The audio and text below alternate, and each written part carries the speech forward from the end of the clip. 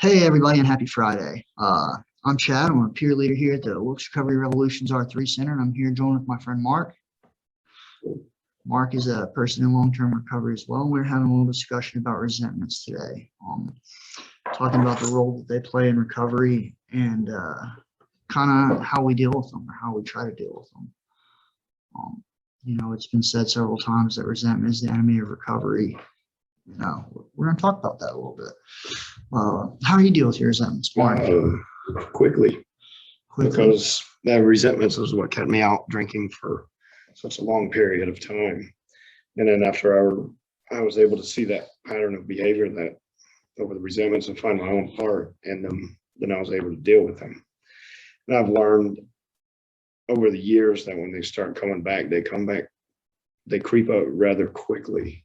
And if I don't address them in a matter of time, then they'll lead to something stressful or irrational actions or anything of that sort.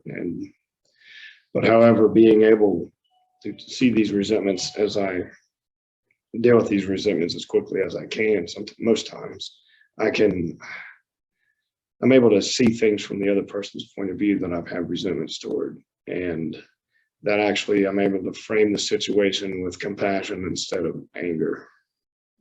Absolutely. I agree with that.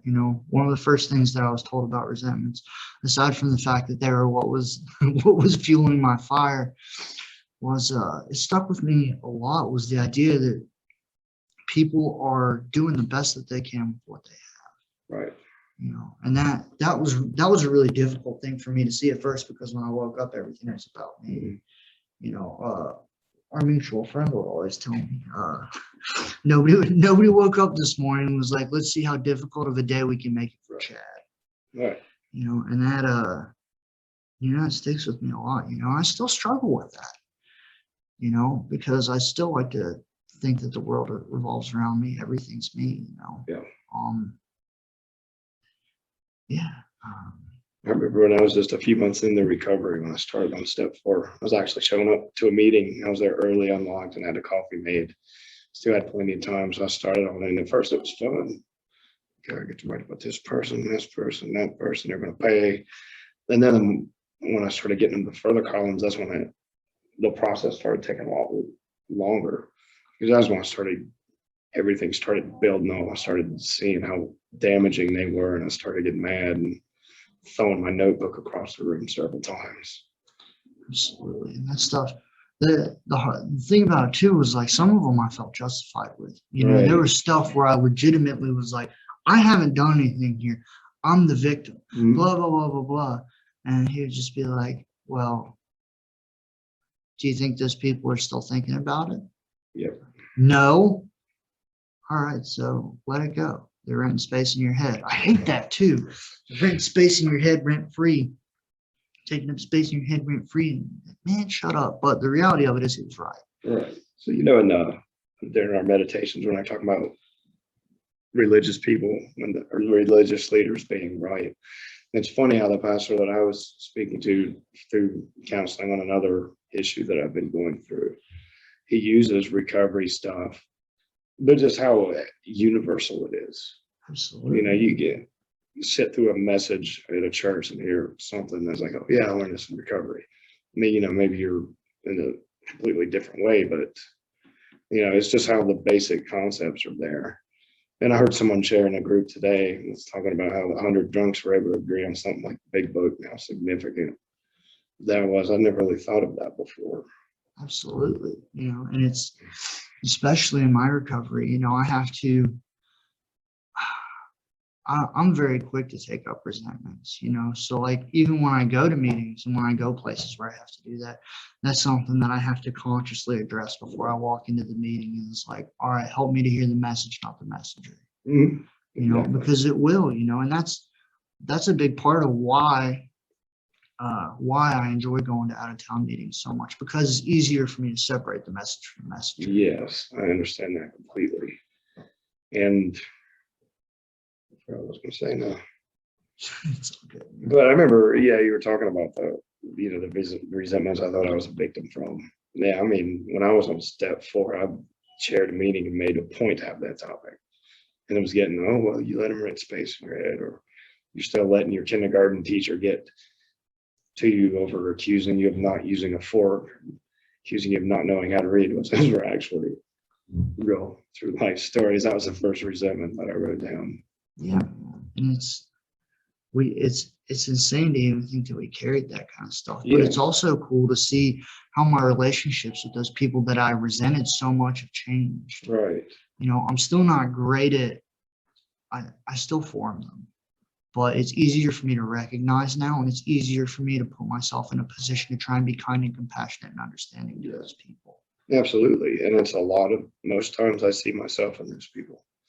That's the worst part about it too, is why, when you look at it and you say, why am I really angry here? And most of the time that's exactly what it is. It's a trait in myself that I disagree with, that I see in other people, Right. or somebody has not behaved in a manner in which I feel like they should have. Yes, exactly. You know, I'm expecting people to do things for me in a way that I would want, that I would do it for them. And the reality is that's just not how it is. Right. Not everybody shares the same moral compass as me. Not everybody has those same choices and decisions. Yes. You know?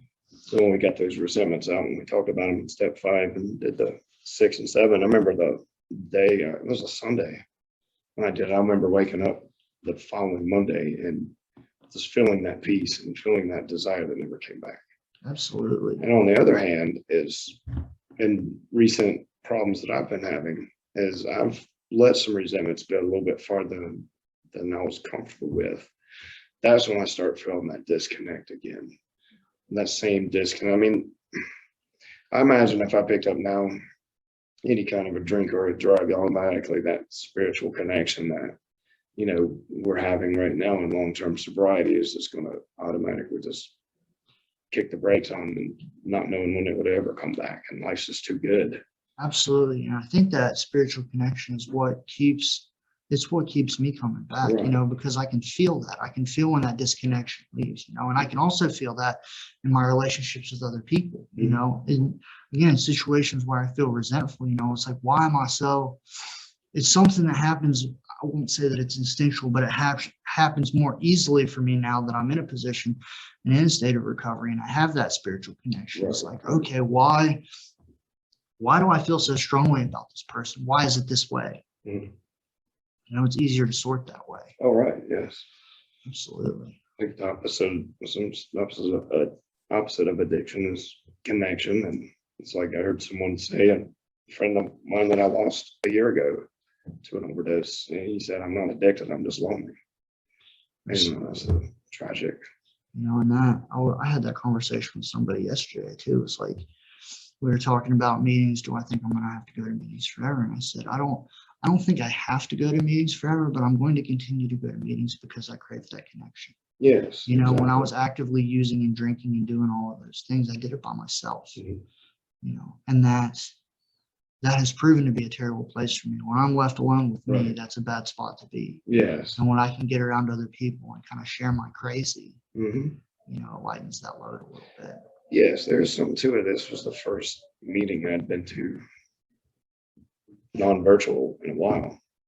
And that was one of the first things I felt was that spiritual connection amongst the people.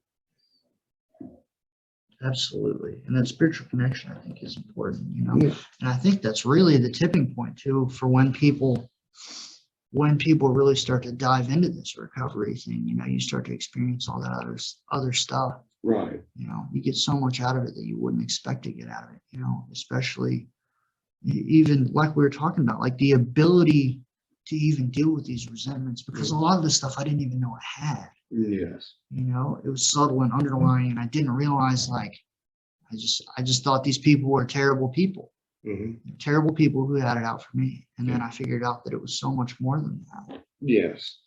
And I was at a place of business just a few minutes ago and saw a gentleman that was one of us. I mean, you know, we can spot our own.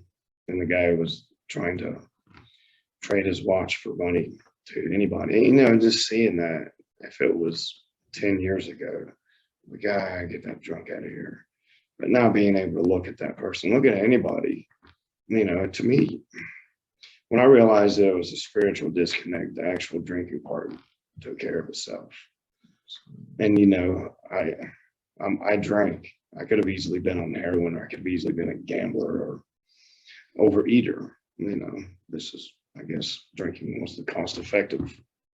Absolutely. It's unfortunate to say that we don't start, we may start doing these things as fun, but eventually it becomes something that fulfills a purpose until it doesn't.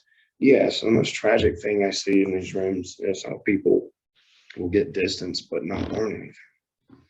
I mean, I was grateful to have gotten distance, but if it wasn't for the 12 steps, we wouldn't be having this conversation. I'd Absolutely. still be out drinking.